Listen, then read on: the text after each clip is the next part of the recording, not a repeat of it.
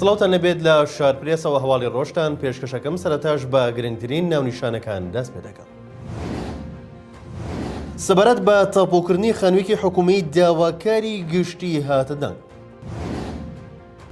حکوومەتی هەرێم فەرمانی دامەزرانی بۆ ژمارەیە گەنج دەرکات.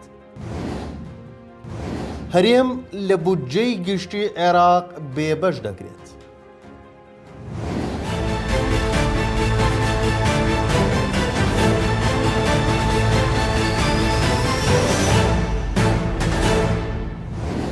دوای ئەوەی بەڵگەی ئەوە بڵاوکرایەوە لە پارێزگای سلێمانی لە گەڕێکی ئاشتی خانوویەک بە زیاتر لە ملیۆنێک دینار تاپۆکراوە لەسەر کەسێک داواکاری گشتی هاتە دەنگ و بڕیارەکە هەڵوەشێنرایەوە. سۆران عومەر پەرلەمانتاری کورد لە بەغدا ئاشکرای کرد دوای بڵاوکردنەوەی چەند بەڵگەنامەیەک لەسەر تاپۆکردنی خانوویەکی پارێزگای سلێمانی لەسەر کەسێک بە بڕی ملیۆنێک و 393,000 دینار لە گەڕێکی ئاشتی شاری سلێمانی. فەرمانگەی وردبێنی پارێزگای سلێمانی ڕاستی بەڵگەکەی ئەوی پشتڕاست کردوتەوە. دەژڵێت داواکاری گشتی ئەو کارێنایەسەیی هەڵوەشاندوتەوە و ئاماژە بۆ دەکات ئەوەی ڕوویداوە بە هەدەردانی سامانی گشتی تێدا بووە.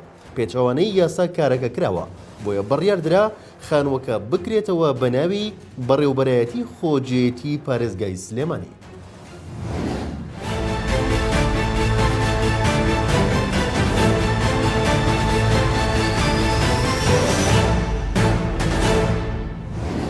وەزارەتی کار و کاروباری کۆمەڵایەتی حکوومەتی هەرێم ئاشکرای دەکات حکوومەتی هەرێمی کوردستان بڕیاری داوە بە دامەزراندنی ئەو کچ و کوڕانەی لە خانەکانی بێسەرپەرشتانە. بە جۆرەی نووسراوێک کەواژووی سەرۆکی دیوانی ئەنجومەنی وەزیرانی لەسرە بڕیار دراوە بە دامەزرانی سوودمەندانی ماڵەکانی کوڕان و کچان لە سلێمانی و هەولێر بە شێوەی گرێبەست لەسەر میلاکی وەزارەتی کار و کاروباری کۆمەڵایەتی. ئەوەش هاتووە دامەزرانی ئەو کەسانە لەسەر داوای کوێستان محەممەد وەزیری کار و کاروباری کۆمەڵایەتی بووە. ئەوە ژوون کراوەتەوە بڕیارەکە ئەو پێسەرپەرشانە دەگرێتەوە کە لە ماوەی 3 ساڵی ڕابردوودا تەمەنیان گەیشتۆتە سەر و 18 ساڵ بە شێوەی گرێبەست لەسەر میلاکی وەزارەتی کار و کاروباری کۆمەڵایەتی و خەرجکردنی موچەکانن بەپێ ڕێنمایی دارایی دەدەمەزرێن بە مەرجێک لە هیچ دام و دەستگایەکی حکوومەت موچەی تریان نەبێت. وەزارەتەکە ڕاشی گەیاندووە ئەم دامەزراندنە بەردەوام دەبێت.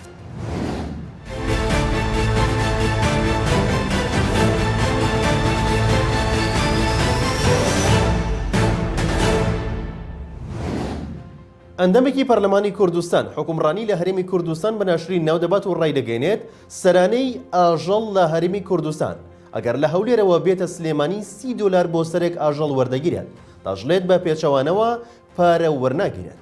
علی حەمەساڵح ئەندەمی پەرلەمانی کوردستان لە فەیسبووکی خۆی ئاشکرای کردووە ماوەی 2 هەفتەیە لە بازگەی خەتێ ئاسایش هەموو ئەو کەسانە گومرگ دەکەن کە ماڵات دەکڕن.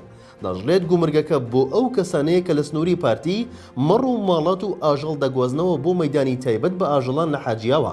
ئاشکراشی کردووە 2 گەنج ئەو گومرگانەیە وەردەگرن بۆ هەر سەرێک لە ڕەشەوڵاخ بڕی $30 وەردەگرن بۆ هەر سەرێک مەڕ و بزنیش $10 وەردەگرن و هیچ وەسڵێکیش ناکرێت. تەنها 2 گەنجەکە تەلەفۆنێک دەکەن بۆ کەسێک و دەڵێن فلان کەس ئەوەندە سەرماڵاتی کڕیوە چەندی لێوەربگرین کە پارەکەی لێوەرگیرە بەڕێ دەکەن ئەگەر نا لێ ناگەڕێن داغڵ بێت. علی حەمەساڵح زیاتر لەو بارەیەوە نووسیوێتی ئەگەر لە سنووری یەکێتی بچێت بۆ سنووری پارتی ئەو 2 گەنجە پارە وەرناگرن.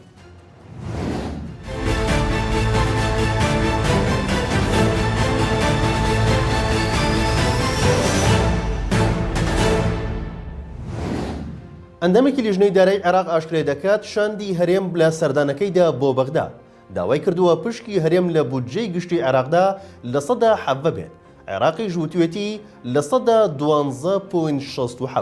جەمال کۆچەر ئەندامی لیژنەی دارایی پەرلەمانی عێراق لەسەر پرسی پرۆژە یاسای بودجەی ساڵی 2023 عێراق ڕایگەیاند هێشتا پرۆژە یاسای بودجە لە وەزارەتی داراییەوە نەهاتووە بۆ پەرلەمانی عێراق.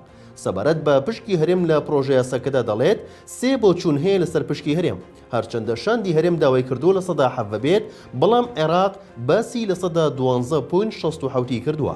بە بڕوای من پشکی هەرێم لە 114 دەبێت ئەوەش بە گوێرەی فۆرمی خۆراک و دوایین ئاماری وەزارەتی پلاندانە. ئەو ئەندامەی لیژنەی دارایی باسی لەوەش کردووە کورد ئامادەنیە پابەندی ڕێکەوتن و یاسای بودجە بێت بۆیە لە بودجە بێبەش دەگرێت. لە شاپرێسەوە هەواڵی ڕۆژتان پێشکەشکرا شاد و بەختەوە.